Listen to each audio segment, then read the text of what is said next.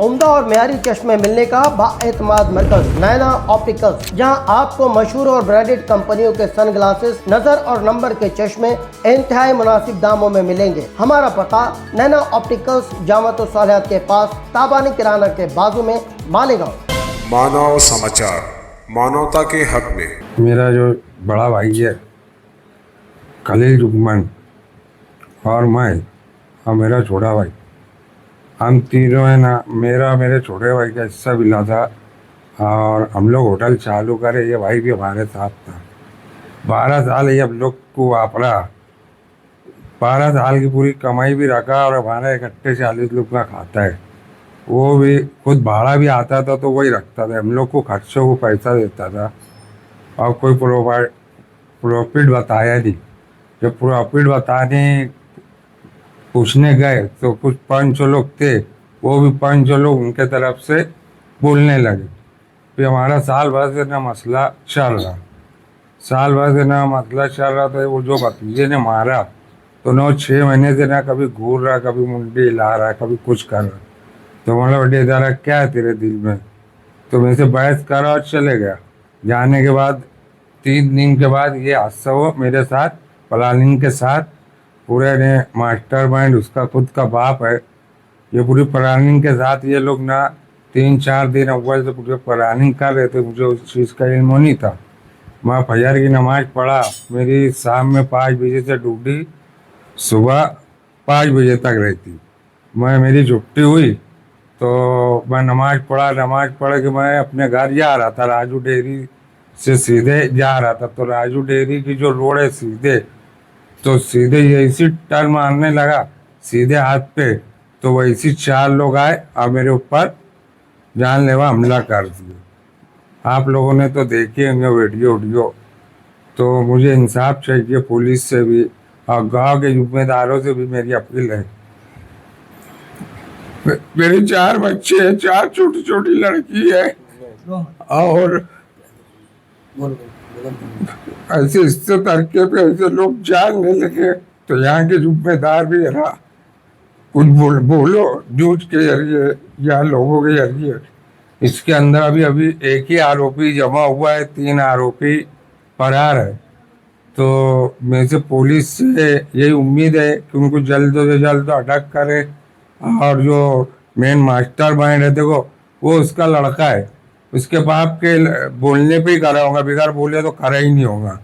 क्योंकि कोई भी औलाद अपने बाप के बोलने पे ही करती कोई भी गलत काम। जैसे इतना बड़ा आज मैं उसका चच्चा है, आप लोगों ने देखे होंगे वीडियो में कितनी बेतरीके से मारा यार मेरे को, कोई उस पर रहम नहीं खा रहा हो। तो उसके अब्बा के बोलने पे वो ये काम किया। नहीं तो आज तुम अपनी दोस्ती या कोई बात हो गई, कोई तकरार हो गई, तो आदमी कहीं ना कहीं मोहब्बत में बोलता है कि नहीं जान दो यार। लेकिन वो मेरे को इस तरीके से मारा कि पूछो मत हो। बस अल्लाह ने मुझे बचा लिया। अल्लाह का लाख लाख शुक्र है कि अल्लाह ने मुझे ज़िंदगी दी थी और मेरी ज़िंदगी मिली मेरे को वापस। मैं अल्लाह का लाखों करोड़ों करम है मेरे परवरदिगार का और मेरे बच्चे लोग की दुआ है। बस मैं इतना ही बोलना चाहता हूँ। आप लोगों के न्यूज़ से मैं पूरे गांव के लोगों को बोलना चाहता हूं कि इससे तरक्के के मामले में अगर इतनी बड़ी बातें हो जाएंगी तो आज जो जिम्मेदार है, सियासी हो या इस्लामी हो, तो ज़रा आप लोग भी ज़रा इसके बारे में कुछ आवाज़ उठाओ। अस्सलाम वालेकुम। 29 सितंबर 2008 को मुसलमानों का मुक़द्दस महीना रमज़ानुल मुबारक में मालेगांव शहर भिक्कू चौक में एक बम ब्लास्ट हुआ। इस बम ब्लास्ट में 6 लोग शहीद हुए और 100 लोग ज़ख्मी हुए। 6 जो बेगुनाह शहीद हुए, उन लोगों के रिश्तेदार, घर वाले, पूरा मालेगांव शहर, बल्कि पूरे महाराष्ट्र के मुसलमानों की नज़र अदालत पर थी कि अदालत से हमको इंसाफ मिलेगा। अदालत का फ़ैसला आने बाद उनके सोच के बरखिलाफ़ फ़ैसला हुआ। हमारी नाराज़गी अदालत से नहीं है, हमारी नाराज़गी एजेंसी से। क्योंकि एजेंसी सबसे पहले जो अदालत का फ़ैसला आया वो हमारे लिए कड़वी दवा के मानिंद था। एजेंसी जो थी पहले एटीएस इसकी तफ्सीस कर रही थी। एटीएस के तफ्सीस के बाद इसमें एटीएस के जो चीफ थे शहीद हेमंत करकरे साहब, उन्होंने तफ्सीस को सही रूप पे करते हुए जो भगवा चेहरा पर्दाफाश किया था, उसके बाद 26/11 के हमले में शहीद हेमंत करकरे साहब को शहीद कर दिया गया था। उसके बाद ये जो तफ्तीश थी NIA के हाथ में आई। NIA ने कौन सी जांच से यानी कौन से एंगल से तफ्तीश की कि इनका राह हमवार करते गई, और कोर्ट के अंदर ऐसा कमज़ोर सबूत पेश की कि ये लोग को राहत मिलने की जो रास्ते साफ हो गए। उसके बाद कोर्ट ने आज उनको बाइज्जत बरी कर दिया।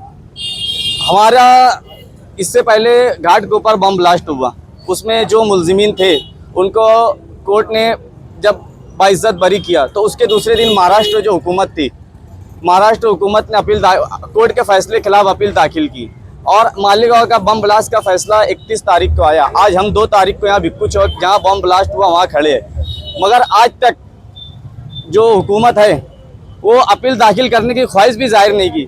तो ऐसा दूजा भाव क्यों? क्योंकि जो वो बम ब्लास्ट में जो लोग जो बरी हुए वो लोग मुसलमान थे, और ये जो है ये भगवा चेहरा, तो ऐसा दूजा भाव क्यों? और हमारे जो पूरे महाराष्ट्र के मुसलमान हैं, इनकी नज़र अजीत दादा पवार के पास भी है, क्योंकि वो महाराष्ट्र में आज हुकूमत में वो भी शामिल है, और उनके मुसलमानों की हमदर्दी, वो बोलते मेरे मुसलमानों के साथ बहुत हमदर्दी है। तो आज पूरा महाराष्ट्र के मुसलमान उनकी तरफ निगाह देख रहे हैं कि कब वो हुकूमत पर दबाव बनाते हैं कि यार अपील दाखिल की जाए, जो मालेगांव में जो ये लोग के खिलाफ अदालत में जो इनकी तरफ से फैसला आया है उनके खिलाफ कैसे क्या अपील दाखिल करी जाए, हुकूमत में कितना दबाव बनाते हैं, वो हमारी उन पर नज़र है। देखते हैं वो मुसलमानों की हमदर्दी में ये कदम उठाते हैं या फिर हुकूमत के एहसान तले दब जाते हैं। और जो कोर्ट का अदालत का जो फैसला आया, अदालत का फैसला उनको ना बेगुनाह साबित किए ना बेखता, बल्कि उसको मुकदमे से बरी किया है। हम लोगों की आपके ज़रिए से मांग है हुकूमत से कि जल्द अज जल्द तो इस फैसले के खिलाफ सुप्रीम कोर्ट में अपील दाखिल करें और सही रुख पे जांच हो। हमारी यही ख्वाहिश है लोगों से और आपके ज़रिए से हुकूमत के। मुंबई ट्रेन ब्लास्ट में जो लोग मुसलमान थे वो बरी हुए, तो मुसलमानों ने खुशी नहीं मनाया, लेकिन नए कोर्ट के जो फैसला हुआ उस पर नदी उस पर जश्न मनाया गया, उस पर क्या राय आप? देखो, जो फैसला था, जो फैसला आया, ये यकीनन ये जिन्होंने खुशी मनाई है, अगर वो जो शहीद हुए 6 मालेगांव में जो 6 लोग शहीद हुए, जो ज़ख्मी हुए, अगर उनके बच्चों की तरफ अगर मासूमियत एक इंसानियत भरी निगाह से देख लेंगे तो ऐसा काम कभी, ये इंसानियत के बरखिलाफ़ काम है। अभी सुप्रीम कोर्ट में अगर इसकी अपील दाखिल की और सही जांच एजेंसी अगर सही तरीके से तफ्तीश करे जिस तरह ATS ने की थी, तो इंशाल्लाह ज़रूर उनको सज़ा मिलेगी। आपको लगता है क्या फिरका परस्ती परवान चल रही है? लगता है क्या पूरे हिंदुस्तान में दिख रहा है ना, उसमें लगने का हर किसी को पता है। नमस्ते, सलाम वालेकुम। मैं एडवोकेट रमेश बाबूरा पगारे।